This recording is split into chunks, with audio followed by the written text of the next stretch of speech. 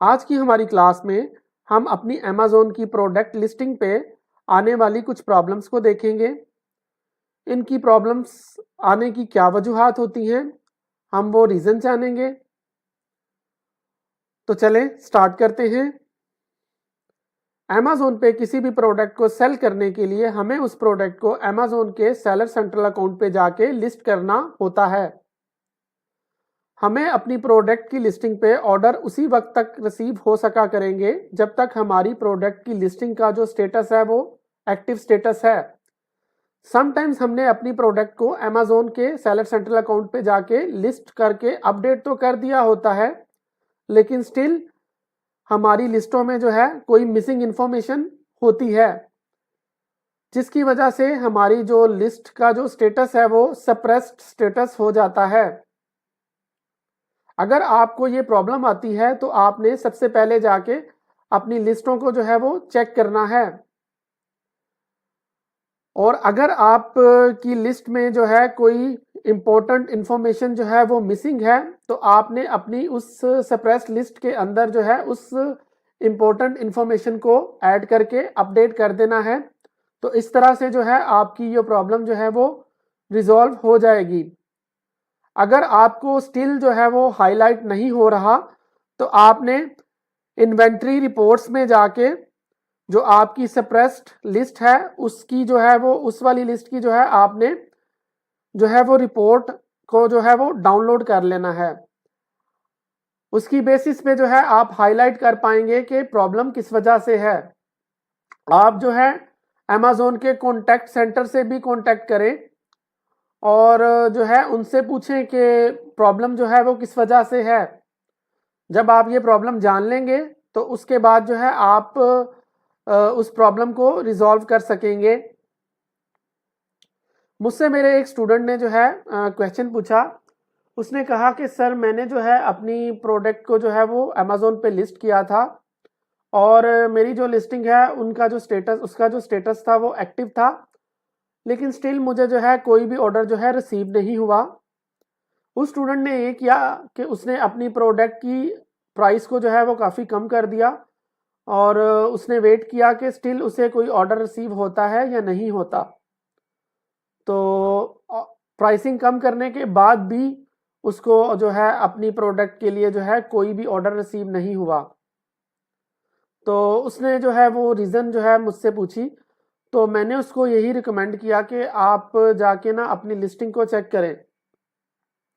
तो जब उसकी लिस्टिंग को चेक किया गया तो ये चीज़ हाईलाइट हुई कि उसकी लिस्टिंग में जो है उसने अपनी लिस्टिंग में जो अपनी प्रोडक्ट की जो इंफॉर्मेशन है उसको मिस किया हुआ है। लाइक के उसने लिस्टिंग करते हुए अपनी जो प्रोडक्ट है उसका उसने वेट ऐड नहीं किया हुआ था और अपनी प्रोडक्ट की उसने डायमेंशंस भी ऐड नहीं की हुई थी। तो जैसे ही उसकी प्रोडक्ट की लिस्टिंग में उसकी प्रोडक्ट का जो वेट है वो एंटर किया गया और उसकी प्रोडक्ट की हाइट, लेंथ और विड्थ एंटर कर दी गई, तो उसके बाद जो है उसकी प्रोडक्ट की जो लिस्टिंग है वो एक्टिव हो गई और उसको जो है वो ऑर्डर आना जो है वो रिसीव हो गए। तो आपको भी अगर कोई इस तरह की प्रॉब्लम आती है तो आप सबसे पहले जो है अपनी लिस्टों को चेक करें, क्योंकि यहाँ पे होते तो मल्टीपल फैक्टर्स हो सकते हैं, लेकिन मोस्टली जो है लिस्टिंग के अंदर ही कोई इशू होता है जिसकी वजह से जो है आपको ये प्रॉब्लम आ रही होती है। तो आप उस इंफॉर्मेशन को जो है जब एंटर करके अपनी लिस्टों को जो है अपडेट कर देंगे तो आपकी ये जो प्रॉब्लम है रिजॉल्व हो जाएगी।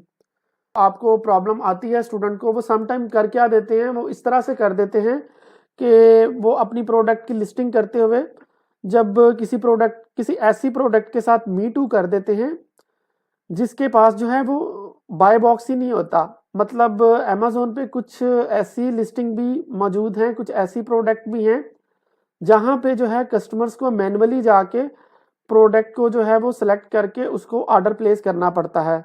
मतलब ऐसी प्रोडक्ट ऑलरेडी अमेज़न पे होती हैं कि जिन पे जो है डायरेक्टली ऐड टू कार्ट की ऑप्शन अवेलेबल ही नहीं होती, क्योंकि डिफरेंट सेलर जो हैं वो उस प्रोडक्ट को जो है वो सेल कर रहे होते हैं।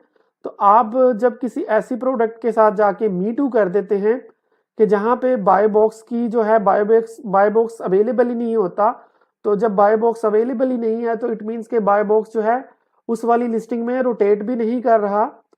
तो ऐसी लिस्टिंग में कस्टमर जो है वो ऑर्डर ही प्लेस नहीं कर पाएंगे। तो आपने किसी भी ऐसी लिस्टिंग के साथ मी टू नहीं करना, क्योंकि अगर आप इस तरह से करेंगे तो आपको जो है ऑर्डर रिसीव होने के चांसेस जो हैं आपके काफ़ी कम होंगे।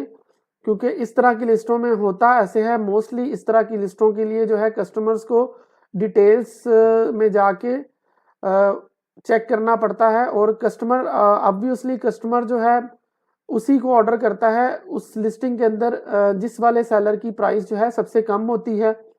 तो यहाँ तो आपको फिर प्राइस बियर करना पड़ेगी, आपको प्राइस ही इतनी कम रखना पड़ेगी कि आपको जो है ऐसी लिस्टों पे भी ऑर्डर रिसीव हो सके। या दूसरी सोल्यूशन यही है कि आप ऐसी प्रोडक्ट के साथ मी टू ही ना करें। तो ये थी हमारी आज की क्लास। स्टिल अगर आपको कहीं पे कोई कन्फ्यूजन है या आपको कुछ समझ नहीं आई तो आप कमेंट कर सकते हैं।